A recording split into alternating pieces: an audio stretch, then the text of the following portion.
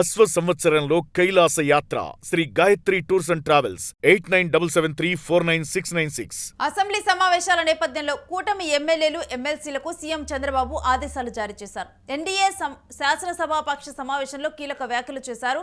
ప్రతి ఒక్కరూ 9 గంటలకు అసెంబ్లీలో ఉండాలంటూ బాబు ఆదేశాలు ఇచ్చారు. ప్రతి సభ్యుడు సభలో మాట్లాడాలంటూ సీఎం సూచించారు. సభలో అందరి మాటలను తాను గమనిస్తూ ఉంటానని, మంత్రులు కూడా సరైన సమాధానాలు ఇవ్వాలంటూ చంద్రబాబు కీలకమైన సూచనలు చేశారు. ఇక వీటన్నిటి గురించిన డీటెయిల్స్ మా ప్రతినిధి వెంకట్ నుండి తెలుసుకుందాం. వెంకట్, మొత్తం కూడా అంటే కూటమి ఎమ్మెల్యేలకు ఎమ్మెల్సీలకు సీఎం చంద్రబాబు కొన్ని ఆదేశాలు ఇచ్చినట్టు తెలుస్తుంది. పూర్తిగా ఇచ్చినటువంటి ఆదేశాల గురించిన డీటెయిల్స్ ఏంటి? గత అంటే అసెంబ్లీ సమావేశాలకు సంబంధించి గతంలో చాలా వరకు కూడా ఎమ్మెల్యేలకు కానీ అదేవిధంగా మంత్రులకు ఎమ్మెల్సీలకు కూడా సీఎం చంద్రబాబు పలు సందర్భాల్లో హెచ్చరికలు సూచనలు చేస్తూ వచ్చారు.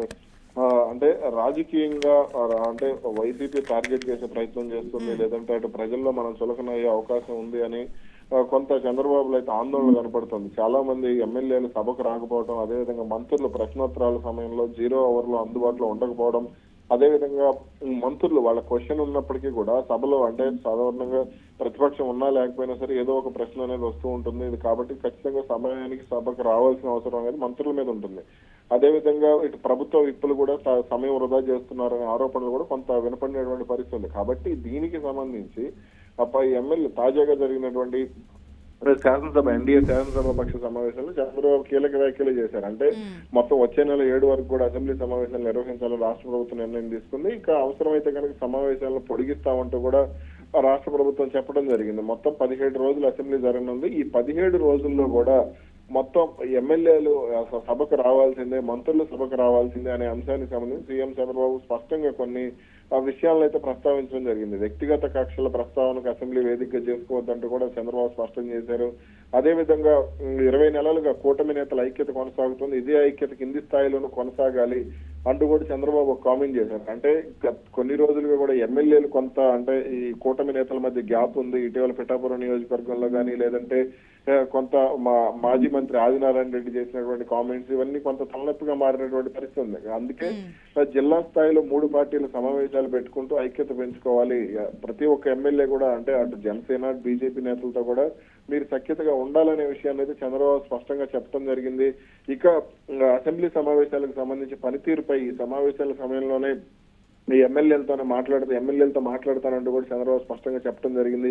40 మంది ఎమ్మెల్యేలను వ్యక్తిగతంగా పిలిపించుకుని మాట్లాడతాను, మంత్రులు ఆవు కథలు చెప్పడం అని సబ్జెక్టు ప్రిపేర్ అయ్యి సభకు రావాలి, తమ నియోజకవర్గాల సమస్యల విషయంలో స్పష్టమైనటువంటి అవగాహన ఉండాలి, ఎన్నికల్లో ఏ హామీలు ఇచ్చారో వాటి గురించి ప్రజలు ఎక్కడ ప్రశ్నిస్తున్నారో వాటి గురించి స్పష్టంగా వచ్చి సభలో ప్రస్తావిస్తే దానికి ఒక పరిష్కారం ఉంటుంది అనేది కూడా చంద్రబాబు చెప్పడం జరిగింది. అదే విధంగా ఎవరేం మాట్లాడుతున్నారో ఏంటో కూడా తను నోట్ చేసుకుంటాను. ఉదయం 8 గంటల నుంచి మధ్యాహ్నం 8:30 నుంచి మధ్యాహ్నం 2 గంటల వరకు ప్రతి ఒక్కరు కూడా అసెంబ్లీలో ఉండాలంటూ కూడా చంద్రబాబు స్పష్టంగా చెప్పడం జరిగింది.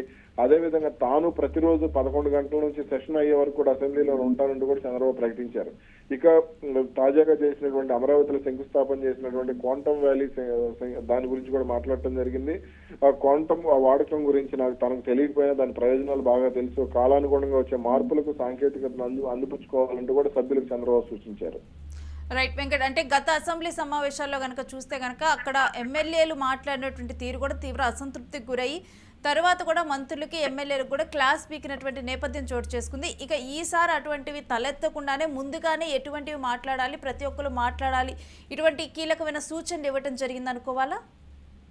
ఖచ్చితంగా. అంటే గతంలో ఎమ్మెల్యేలు మాట్లాడినప్పుడు ఏదో ఒక వివాదం అయితే కొనసాగింది. అంటే ఏదో ఒక రకంగా ఇప్పుడు కామినేని శ్రీనివాస్ వ్యాఖ్యల విషయంలో, నందమూరి బాలకృష్ణ వ్యాఖ్యలు, బోండా ఉమా వ్యాఖ్యలు ఇవన్నీ కూడా కొంత తలనొప్పిగా మారినటువంటి పరిస్థితి ఉంది. అంటే ఈ ముగ్గురు కూడా ఇప్పుడు బాలకృష్ణ టీడీపీ ఎమ్మెల్యే, అదేవిధంగా అటు ఎవరైతే బోండా విజయవాడ సెంట్రల్ ఎమ్మెల్యే బోండా ఉమా ఉన్నారో కొంత పవన్ కళ్యాణ్ శాఖ పంచాయతీరాజ్ విషయంలో అలాగే మరికొన్ని శాఖల మీద ఆయన కొన్ని ఆరోపణలు చేశారు. ఇవన్నీ కూడా కొంత తలనొప్పిగా మారినటువంటి పరిస్థితి. అదేవిధంగా ఇటీవల జరిగినటువంటి పరిణామాలు ఏవైతే ఉన్నాయో కామినేని శ్రీనివాస్ వ్యవహారం కానీ లేదంటే ఆదినారాయణ రెడ్డి మాట్లాడినటువంటి మాటలు కానీ ఇవన్నీ కూడా కొంత ఆ తలనొప్పికి దారితీసినటువంటి పరిస్థితి. కాబట్టే దీనికి సంబంధించి కొంత ఇటు రాష్ట్ర ప్రభుత్వం కూడా అప్రమత్తంగా ఉంది.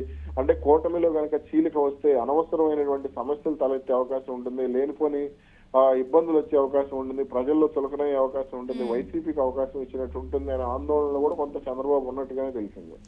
Right, stay with us Venkat. మీ దగ్గర నుంచి మరిన్ని డీటెయిల్స్ తీసుకుంటాం. ఇక ఈసారి అసెంబ్లీ సమావేశాలకు ముందుగానే సీఎం చంద్రబాబు ఎమ్మెల్యేలు ఎమ్మెల్సీలకు కూడా కొన్ని ఆదేశాలు జారీ చేయడం జరిగింది. ప్రతి ఒక్కరు కూడా మాట్లాడాలి, ఎవరు ఏం మాట్లాడుతున్నారని కూడా ప్రతిదీ కూడా నోట్ చేసుకుంటాం, తర్వాత దాని గురించి మాట్లాడతామంటూ కూడా ఆయన కీలకమైన సూచనలు ఇవ్వటం అయితే జరిగింది.